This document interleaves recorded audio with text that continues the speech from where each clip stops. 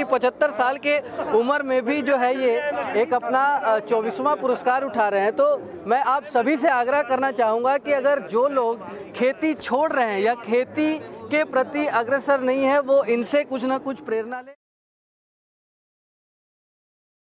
नमस्कार, इस वक्त हम मौजूद हैं किसान रघुपत सिंह के साथ, जो कि मुरादाबाद उत्तर प्रदेश के हैं और इनको यहाँ पे जो है पंडित दीनदयाल उपाध्याय अंत्योदय कृषि पुरस्कार से सम्मानित किया गया है। तो इनसे जानेंगे कि कौन सी वो खेती की ऐसी टेक्निक है या कौन सी ऐसी चीज़ है जो इन्होंने इस्तेमाल किया और इस पुरस्कार के वो हकदार हुए।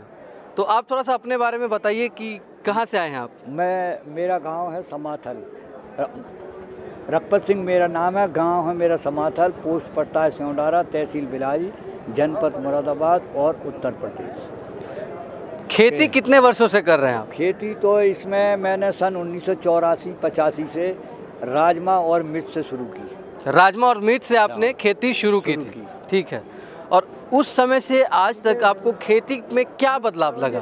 खेती में बदलाव ये लगा कि मेरा मेन उद्देश्य है कम ज़मीन में अधिक पैदावार, तथा जो आज जहर के रूप में सब्जी बिक रही है या फल बिक रहे हैं, इनको कैसे दूर किया जाए, तो उसमें जैविक पद्धति से खेती कर रहा हूँ।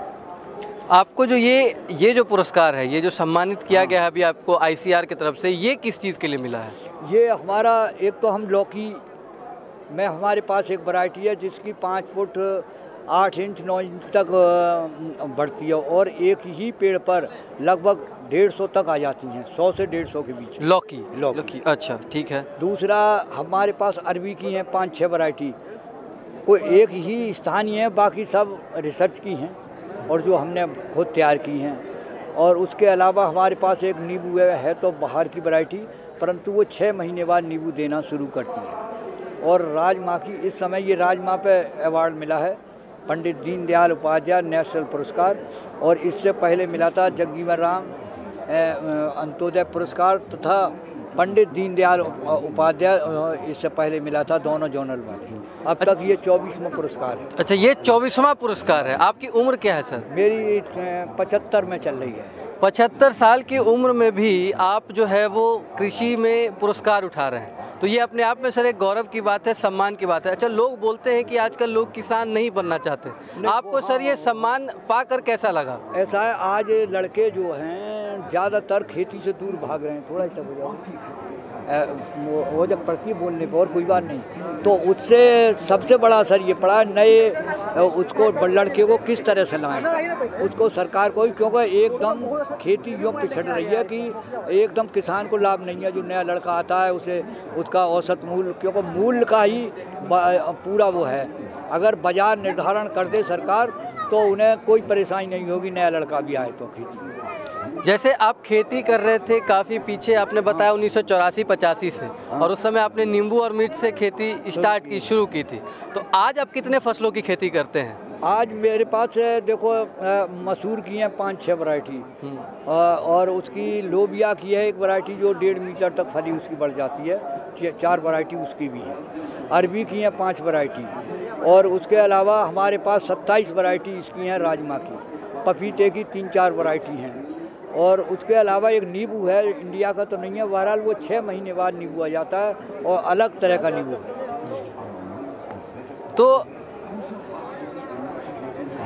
थोड़ा सा हमें ये बताइए कि किसानों के लिए आप क्या संदेश देना चाहते हैं? हमारा किसानों को संदेश ये है कि जो आज इस परिस्थिति को देखते हुए उन फसलों को करना चाहिए, लकीर का फ़कीर नहीं बनना चाहिए। जैसे एक साल मतलब कोई चीज़ मद्दी हो गई तो अगले साल को नहीं की, उसको करना चाहिए, आज भी पीछे नहीं हटना चाहिए। मैंने सन 1970 में MA करने के बाद में ज्योग्राफी से किया, हिस्ट्री से किया, लॉ किया, और फिर जब इसमें आया तो मुझे आज 36 साल हो गए लगातार, और इसी पर लगा हुआ हूँ। मेरा काम अपने हिसाब से देश के विभिन्न विश्वविद्यालयों को बीजों का भी वो करता हूँ जो रिसर्च के लिए। मेरा मुख्य काम तो बीज को संरक्षण और संवर्धन करना, बीज का रखरखाव और नई प्रजातियाँ बनाना। जैसे आप गांव में जब इतने प्रकार की खेती करते हैं या आप कृषि से इतने सालों से जुड़े हुए हैं, तो कुछ जो है वो किसान भी आपसे ट्रेनिंग वगैरह लेते हैं या जानकारी लेते हैं आपसे? जानकारी लेने को अगर आप मेरी डायरी उठाकर देखें, इतने फ़ोन होंगे कि आप ताज्जुब करोगे, एक आदमी पर नहीं मिलेंगे आसानी से।